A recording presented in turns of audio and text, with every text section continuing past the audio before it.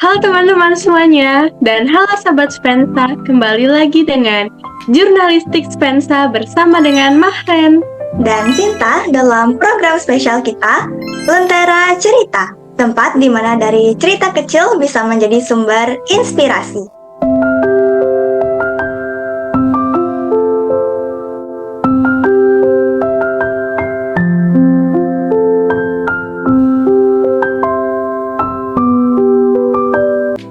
Tidak terasa ya, kita sudah mengundang banyak sekali generasi muda Indonesia yang sangat inspiratif.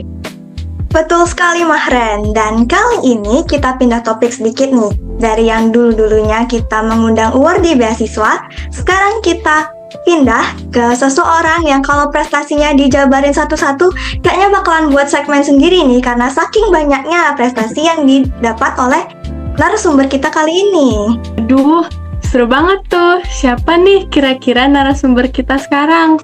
Aku sebutin beberapa prestasinya dulu ya. Jadi beliau ini adalah seorang speaker, MC, host 100 plus national and also international events, anggota Parlemen Remaja 2025, Best ASEAN Student, dan juga beberapa kali jadi bintang film nih. Curiga ini cuma beberapa bakatnya doang ya. Ya udah deh, tanpa berlama-lama lagi, kita undang dan kita sambut Kak Bianca Maura Filia. Halo Kak, apa kabar? Baik, selamat siang Sinta dan Marin. Nah Kak, sebelum kita lanjut ngobrol nih, mungkin Kakak bisa perkenalkan diri Kakak beserta bakat dan prestasi Kakak yang banyak itu untuk teman-teman yang menonton video ini. Oke, sebelumnya izin ya aku perkenalkan diri. Nama aku Bianca Morafilia. Aku biasa dipanggil Bianca. Untuk usiaku sendiri saat ini 15 tahun. Aku asalnya dari Bekasi, Jawa Barat. Aku bersekolah di SMA Negeri 2 Kota Bekasi. Dan kalau ditanya untuk prestasi tadi seperti yang sudah Sinta jelaskan ya. Contohnya seperti MC, public speaker, lalu juga motivator di berbagai event.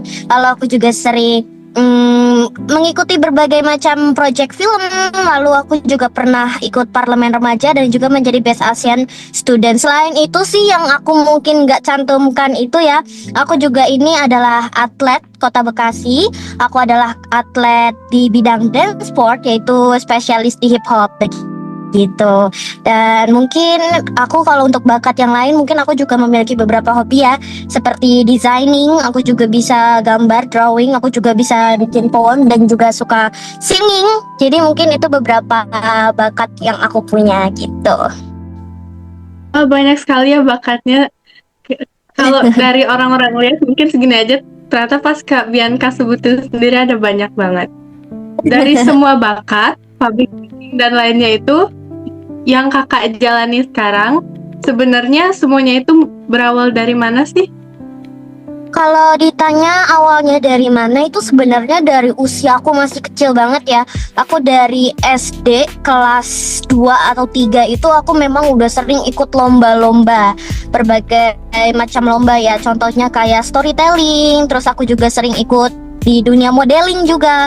Aku juga pernah ikut lomba mendongeng di tingkat wali kota Bekasi. Waktu itu aku masih kelas 3 dan aku dapat juara 1. Untuk bakat-bakatku yang tetap aku naungkan, bisa dibilang side inilah happiness gitu. Oke. Nah Kakak tuh selama proses ini tuh pernah nggak sih ngerasa minder atau kurang percaya diri dari awal perjalanan Kakak? Oke, kalau kurang percaya diri itu sebenarnya itu hal yang harus dicoba untuk dikurang-kurangkan.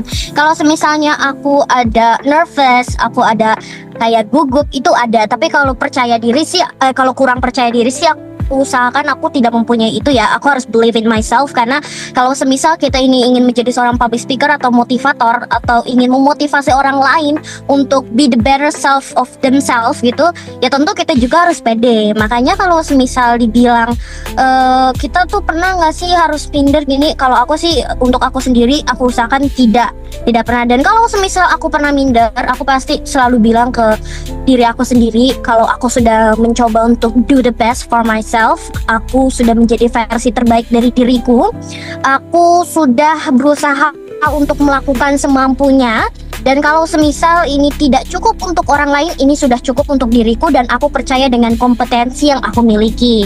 Nah, kalau untuk gugup terus ngerasa kayak deg-degan, itu hal yang wajar. Bahkan bagi orang yang sudah top aja tuh pasti bisa ngerasain hal tersebut.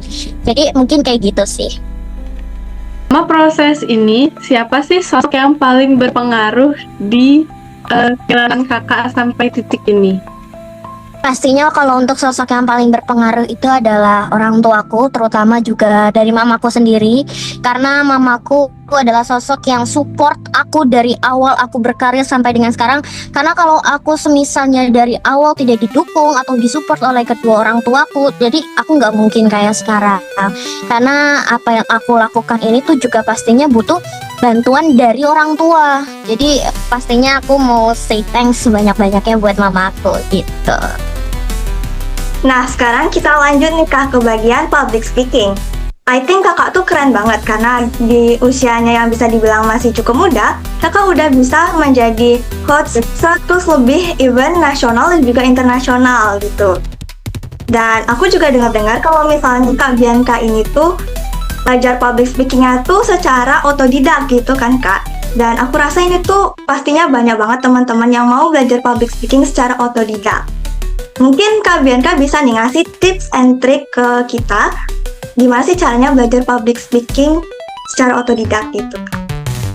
Oke, kalau untuk public speaking itu hal yang paling utama adalah untuk percaya diri dulu, percaya dengan kompetensi yang kalian miliki, percaya dengan skill yang kalian miliki. Karena kalau semisal kalian nggak bisa percaya sama diri kalian nggak mau ngelakuin hal apapun deh. Karena kalian ngerasa aku nggak bisa, kalian nggak akan. Karena jujur ya, kenapa aku bisa belajar public speaking secara otodidak? Karena aku mainnya secara nekat. Itu nekat maksudnya gimana? Nekat itu awal punya ilmu apa-apa tentang public speaking, yang awalnya aku nggak tahu apa-apa tentang nge-host MC dan segala macam.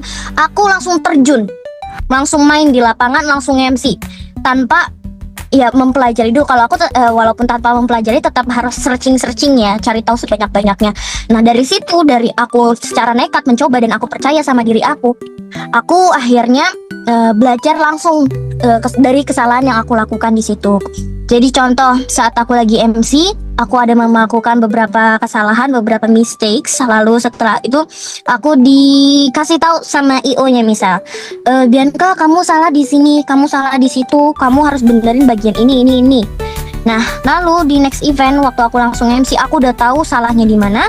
Aku tinggal benerin bagian yang salah itu dan aku melakukan itu terus. Jadi kalau misal teman-teman juga mau menjadi seorang public speaker yang baik, kalian juga harus mau untuk di-criticize, harus mau untuk dikritik, harus mau untuk dinilai, harus mau untuk tahu salahnya di mana. Kalau semisal kalian MC tapi kalian arogan, kalian punya ego yang tinggi, ngerasa kalian paling benar, jadi kalian nggak akan bisa introspeksi dari kesalahan yang kalian lakukan begitu.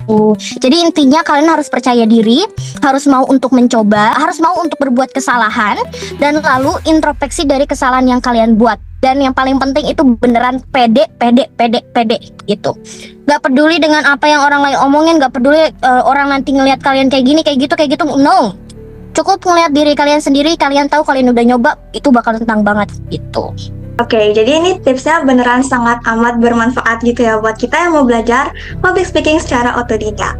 Lanjut nih Kak, tadi kan kakak bilang kita tuh kalau mau jadi public speaker kita tuh harus pede alias harus percaya diri.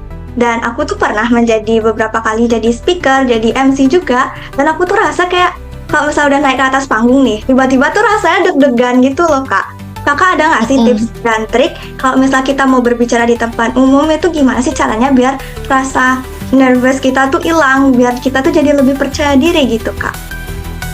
Oke, kalau untuk aku sendiri itu, aku contoh aja nih ya, lomba, misal aku lomba pidato. Aku latihan seminggu full sebelum aku lomba. Seminggu full aku sebelum lomba, aku sudah menguasai materi, aku sudah hafal tiap kata, bahkan itu bisa dilontarkan tanpa aku berpikir. Itu tuh udah kayak, wah, gue udah jago, gue udah bisa, gue gampang nih kayak begini. Nah, jadi pokoknya paling penting itu adalah untuk kalian prepare. Kalau misal kalian prepare, terus habis itu kalian ngerasa kalian udah jago dalam hal tersebut. Nah gini aja deh konteksnya, percaya diri itu tuh artinya percaya dengan kompetensi yang kalian miliki, percaya dengan skill yang kalian miliki. Kalau misal kalian mengasah skill kalian itu, kalian mengasah sebaik mungkin, pasti kalian bakal percaya, nggak akan itu ada yang namanya deg-degan. Jadi makanya paling penting itu buat prepare, latihan. Terus habis itu kalau misal kalian mau jadi MC atau apapun, kalian harus tahu tentang acaranya, kalian harus tahu siapa yang ada di acara tersebut. Dan kalau semua itu sudah kalian kuasai, kalian bakal eksekusi itu semua dengan gampang. Jadi paling penting itu latihan. Nah kalau misal kalian deg-degan, nervous, itu tuh hal yang wajar buat permulaan ya, buat di awal, apalagi mungkin eventnya itu besar. Aku juga pernah ngalamin seperti itu. Tapi pokoknya kalau kayak gitu doa, prepare, terus habis itu kalian juga jalanin aja, dibawa have fun aja, jangan dibawa jadi pressure buat kalian. Karena kalau dijadiin pressure ya nggak akan enak juga buat dijalanin. Nah kayak gitu. Oke. Nah, terakhir di segmen public speaking nih Kak, apakah ada satu kalimat yang selalu Kakak pegang sebelum Kakak naik ke atas panggung untuk membawakan sebuah acara? Oke, kalau untuk kalimat yang aku selalu pegang adalah aku akan menyerahkan semua yang aku lakukan ini kepada Tuhan. Tuh. Jadi apapun yang aku lakukan, apapun yang aku inginkan, itu semua akan direstui oleh Tuhan. Jadi pokoknya aku tuh selalu berdoa, aku selalu meminta untuk direstui, aku selalu meminta untuk diberikan arahan di saat aku ada di atas panggung, agar nanti acara itu berjalan dengan lancar. Dan aku jamin itu tuh hal yang sangat impactful banget. Karena kalau kalian rasa kayak aku udah berserah aja nih, aku udah kasih semuanya ke Allah, aku udah berusaha terbaik mungkin, tinggal Allah yang menuntunkan jalannya untukku. Jadi itu hal yang sangat-sangat ya menenangkan hati lah bisa dibilang. Oke, next kita move ke bagian parlemen remaja nih Kak. Apa sih alasan Kakak tertarik dengan parlemen remaja? Oke, sebelum aku ngomong kenapa aku tertarik dengan parlemen remaja, mungkin aku jelasin dulu ya apa itu parlemen remaja. Jadi mungkin ada banyak banget anak-anak yang sudah di SMA atau high school yang tahu tentang parlemen remaja. Jadi parlemen remaja ini adalah sebuah parlemen yang dibuat oleh Dewan Perwakilan Rakyat Indonesia, yang dimana mereka itu mengasah para anak-anak di usia SMA lah, kelas 1, 2, 3 itu menjadi seorang DPR gitu, menjadi seorang Dewan Perwakilan Rakyat. Jadi mereka nanti akan ngajarin kita nih tentang yang namanya itu 3 fungsi DPR, yaitu tentang legislatif, lalu tentang anggaran, dan juga tentang pengawasan, yang dimana nanti kita akan membuat dari 3 hal tersebut kita nanti akan memutuskan suatu undang-undang. Nah, aku menjadi parlemen remaja itu kenapa alasannya? Yang pertama, tentu karena prestige. Parlemen remaja ini itu memiliki prestige yang tinggi. Karena apa? Karena ini diutus langsung oleh DPR RI gitu, dan sertifikatnya pun sertifikat taraf nasional, yang dimana ini tuh saingannya banyak banget ya. Waktu itu aku ikut parlemen remaja ini baru kemarin itu. Apalagi aku masih kelas 10 ya, jujur aku di situ juga deg-degan banget. Karena apa? Karena saingannya itu banyak banget, apalagi banyak juga anak kelas 12, kelas 11 yang ikut, dan itu 8.140 kalau nggak salah ya, 8.140 dari semua provinsi gitu. Dan aku alhamdulillahnya bisa masuk menjadi bukan finalis, tapi lolos menjadi diubah semua itu jadi 140 anak gitu. Nah, di situ aku ngerasa kayak wow, ini suatu hal yang sangat-sangat luar biasa. Karena di situ selain aku bisa belajar lebih dalam tentang dunia politik, tentang hal-hal yang belum tentu semua anak remaja seusia kita tahu, di situ aku juga bisa dapat yang namanya networking. Aku bisa kenal dengan semua anak-anak di luar pulauku doang. Aku bisa kenal sama anak-anak dari Maluku, dari NTT, dari NTB. Semuanya aku bisa ketemu sama mereka, dan di situ aku juga ketemu dengan orang-orang yang sangat-sangat berpengaruh ya, kayak contohnya ketua DPR RI. Aku ketemu juga dengan berbagai macam sekjen dari DPR RI, dan tentunya itu menjadi suatu hal yang pastinya memorable banget buat aku gitu. Pasti insight paling ngena yang Kak Bianca dapat dari pengalaman itu? insight yang paling ngena, seperti mungkin tadi yang aku bilang ya, aku di situ tuh dapat banyak sekali pengalaman baru, aku dapat banyak sekali networking yang baru. Di situ aku juga bisa menyuarakan suaraku sebagai seorang remaja. Di situ aku juga bisa mengutarakan pendapatku dan juga melatih cara aku berpikir dengan kritis, menjadi seorang leader, dan juga gimana caranya kita itu mengutus undang-undang. Jadi tentunya insight-nya itu kalau diutarakan satu-satu tuh kayaknya banyak banget ya. Tapi pokoknya yang paling penting itu tuh di situ kita sebagai remaja, mungkin di sini banyak banget remaja yang ngira kalau semisalnya belajar berpolitik itu serem banget. Belajar berpolitik itu tuh kayak kita masuk ke lingkaran serem lah pokoknya. Dan aku di sini sebagai seorang remaja mempelajari hal tersebut langsung dengan ahlinya, tentu aku bisa membuka mataku dengan luas. Kalau misalnya remaja di Indonesia itu memang harus tahu tentang yang namanya dunia politik, karena pastinya dunia politik nanti di masa depan itu juga akan dipegang oleh kita. Siapa lagi yang megang kalau bukan kita? Makanya aku juga ingin menyuarakan buat teman-teman semua nih ya, terutama yang masih muda ya. Sekarang coba aja searching dulu. Yang penting kalian tahu gimana caranya memilah yang benar dan yang salah gitu. Jadi pokoknya banyak banget pasti manfaatnya yang bisa didapat. Oke, tanpa berlama-lama lagi langsung aja kita move ke bagian prestasi Kak Bianca yang lainnya. Jadi bukan cuma aku sama moderator aja pastinya kan yang kepo apa sih Best Asian Student itu, mungkin Kak Bianca bisa jelaskan nih. Oke, nah untuk Best Asian Student ini itu adalah sebuah event yang diselenggarakan oleh Kemenpora. Ini adalah sebuah ajang antar anak ASEAN, yaitu Indonesia, Korea, dan juga Jepang. Di situ kami dikumpulkan menjadi satu, dan di sana kami itu nanti diadu. Yang diadu adalah prestasi kami, begitu. Jadi nanti dicari prestasinya yang paling prestige, lalu nanti kita akan delivering a speech untuk teman-teman semua, gitu. Jadi untuk temanya sendiri waktu itu tuh tentang generasi emas, dan aku membawakan tentang Indonesia Emas 2045. Nah, dari situ sendiri sih aku untuk Best ASEAN Student tentunya sangat-sangat bermanfaat banget ya, apalagi itu tarafnya taraf internasional dan juga diselenggarakan oleh Kemenpora waktu itu di Kemenpora. Dan aku mendapatkan gold medal student Best ASEAN waktu itu dengan 6 student ASEAN lainnya. Dan di situ tuh aku masih SMP kelas 9, jadi aku bisa dibilang yang paling muda gitu. Jujur aku juga agak deg-degan ya, apalagi ketemu dengan anak-anak internasional. Tapi alhamdulillahnya aku bisa mendapatkan prestasi tersebut dan ditandatangani langsung oleh staf ahli khusus dari Kemenpora sendiri. Jadi seperti itu. Wah, ternyata seru banget gitu ya Kak tentang Best Asian Student ini. Jujur aku nggak pernah dengar tentang ini, dan ini pastinya nambah pengetahuan baru kita gitu. Dan yang terakhir nih Kak, apa arti penghargaan Best Asian Student buat kakak sendiri?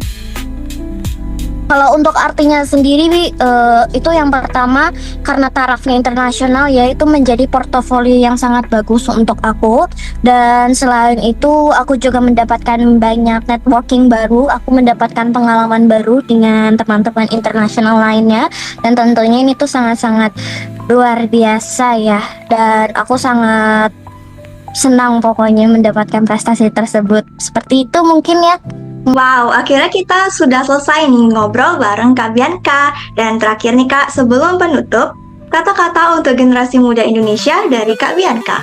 Oke, untuk kata-kata generasi muda itu tetap semangat, tetap percaya dengan diri kalian, tetap berusaha untuk menjadi the best version of yourself.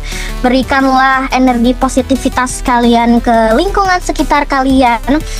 Tetap berusaha untuk mencari jati diri kalian, karena aku percaya bahwa generasi muda itu semuanya memiliki kompetensi yang luar biasa kalau semisalnya kalian memang ingin mencari hal tersebut. Dan untuk teman-teman semua yang di sana masih berjuang untuk mencari jati diri kalian, tetap terus mencoba. Saran aku itu untuk mencoba berbagai macam hal, cari tahu semua hal. Nggak usah takut untuk gagal, karena kalau gagal kalian itu akan belajar dari kesalahan kalian. Jadi pokoknya Tetap semangat sekali lagi ya. Tetap semangat untuk mencari jati diri kalian. Seperti itu. Terima kasih Kak Bianca. Sama-sama. Panggung boleh berganti, lampu sorot bisa saja padam, tapi suara yang lahir dari keberanian dan cinta pada negeri akan selalu menemukan ruangnya. Karena pada akhirnya kita tidak diingat dari seberapa sering tampil, melainkan dari nilai yang kita perjuangkan dan dampak yang kita tinggalkan. Terima kasih telah menonton Lentera Cerita hari ini hingga akhir. Kira-kira selanjutnya siapa ya? Sampai jumpa di episode Lentera Cerita berikutnya.